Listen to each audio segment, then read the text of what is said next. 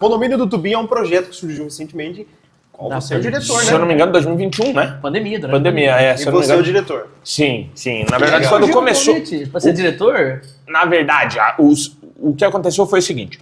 Quando a gente parou durante a pandemia, surgiu esse fomento de, tipo assim, estamos parados e a gente precisa fazer alguma coisa, senão nós vamos enlouquecer. E aí a gente resolveu voltar com um projeto que já estava na gaveta. Sabe aqueles projetos que você fala assim, putz, isso aqui era legal e guarda? Foi basicamente isso. Era um projeto que o Tubinho já tinha na cabeça dele já fazia muito tempo. Caramba. E resolveu fazer ele durante a pandemia. Montamos um estúdio num consultório odontológico, que é uma sala de consultório odontológico, onde eles têm... ali no mesmo andar que a gente tem psiquiatra, tem... e nós gritando ali na sala do lado. Onde que era gravado? É Piracicaba. É no mesmo local ainda? Gravado no mesmo lugar, no mesmo local. E aí a gente montou o estúdio e foi isso. Foi durante a pandemia com parceria da Cibelar. A Cibelar ajudou muito a gente na época. Aí montou todo aquele cenário. E aí a gente foi se aventurar numa coisa que não era tanto a nossa praia, né? Lógico, a gente já tinha feito televisão várias vezes, mas a manha do equipamento... Então meio que foi um negócio assim... Você faz isso, você faz isso, você faz isso, você faz isso e vamos fazer funcionar. Sim. E aos poucos a gente foi aprendendo meio que na marra, assim, a como fazer. Então quando começou, eu recebi o convite para ser roteirista. Então o meu primeiro roteiro mesmo, depois dos 2 infantis que eu escrevi, o primeiro roteiro que eu escrevi foi para o Condomínio. Legal. E depois é que eu ainda fui escrever outra peça para o circo, uma comédia para o circo, mas a princípio foi o Condomínio. Então, se quem quiser assistir, o meu primeiro roteiro do Condomínio é o roteiro de Halloween da Loira do Banheiro. Foi o primeiro texto que eu escrevi.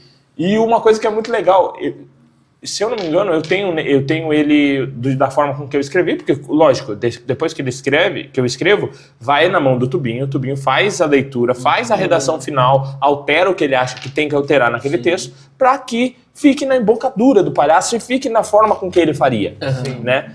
E se eu não me engano, depois eu vou até comparar isso, que agora foi uma dúvida que veio na minha cabeça, mas eu acho que ele foi exatamente do jeito que eu entreguei. Caramba! E isso é muito legal. Isso é muito legal. Hoje a gente, sei lá quantos roteiros eu já escrevi. Uma cacetada. Você imagina que cada 8 episódios, 2 são meus. Caramba! E você escreve pra praça também? Eu já escrevi o roteiro pra praça, mas também foi isso. Foi passado pela mão dele para daí ele enviar. Mas eu não tenho certeza se já foi gravado. Eu acho que já um ou outro deve ter sido gravado. Tem uma live também que você faz com o Tubinho, live de roteiro, né? Sim, a gente faz... o público ajuda ali. Basicamente num podcast. É muito também, legal. né? A gente já teve lá, fomos acompanhar 2 lives lá e foi bem bacana. É muito doido. É muito doido. E o público ajuda a escrever uma história nova pro Condomínio, né? Isso é muito legal. E aí, nessa história toda do Condomínio, eu passei a atuar e escrever. E aí, quem dirigia era o Barbosa Neto, que é ele é professor no Macunaíma e tem o Piracicaba Agora, que é um programa que ele faz em Piracicaba. Ele dirigia. Aí, por algum motivo, ele precisou sair da direção e eu assumi a direção do programa. Legal. E isso é uma loucura, assim, porque a princípio, no começo, eu ainda dirigia, quando eu dirigia, eram 3 episódios diferentes, né? Tinha o Seu Pinto, tinha o Jurubeba e tinha o Tubinho. Então eram 3 casas diferentes.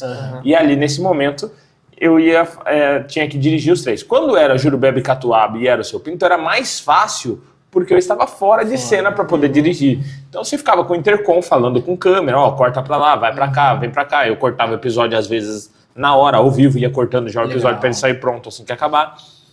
Mas com o Tubinho a gente nunca conseguiu fazer isso, porque eu estava em cena sempre.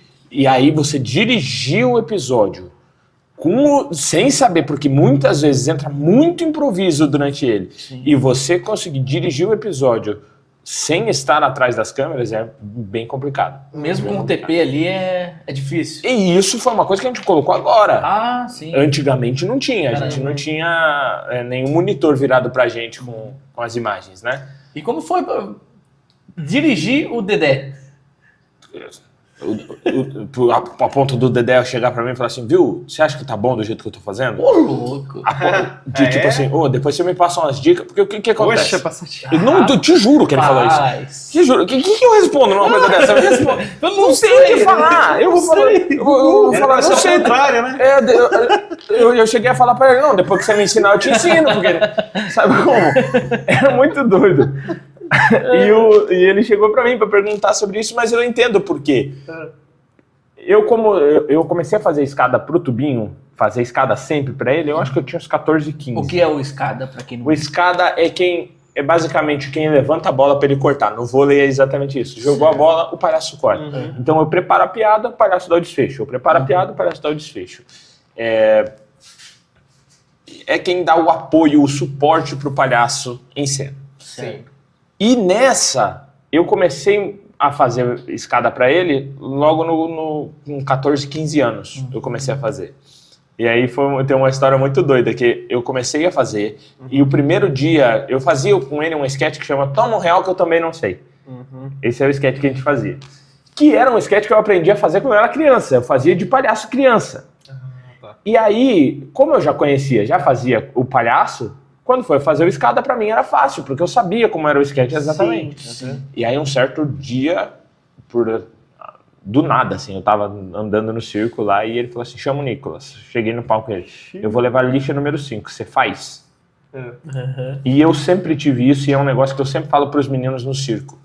Eu sempre falei isso pra eles. Se ele chegar pra você e falar, você faz, você tem que falar, eu faço. E vamos fazer.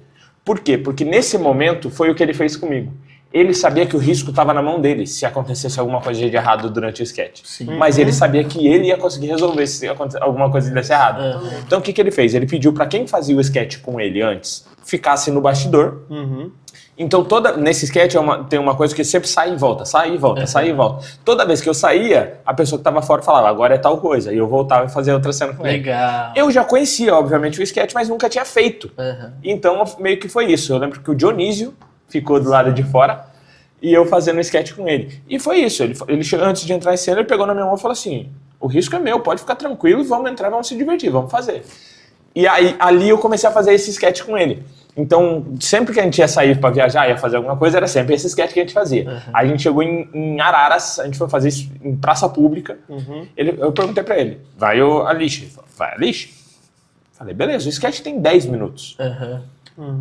A gente sobe pra fazer. A gente fez 35, 40 minutos em cima do palco. Caramba. E não fez o sketch que era combinado. Por quê? Porque naquele momento ele começou a me instigar pra ver até onde eu ia. Que legal. E daí o que ele fazia? Como é que é aquela história de tal coisa? Como é que é aquela história da tua avó? E aí eu tinha que lembrar qual era o sketch e puxar com ele. Logicamente, teve coisa que deu errado. Mas ele consertou e foi. E ali eu perdi totalmente o medo de fazer qualquer outro sketch. Quantos anos você tinha? Eu acho que na época ali a gente tava em Araras Leme, eu devia ter uns 16, 17. Fazem 10 anos. É, mais 10 ou anos. Mais ou menos isso. Que doideira, cara. E aí, dali pra frente, basicamente qualquer lugar que você procurar o tubinho, eu vou estar do lado dele.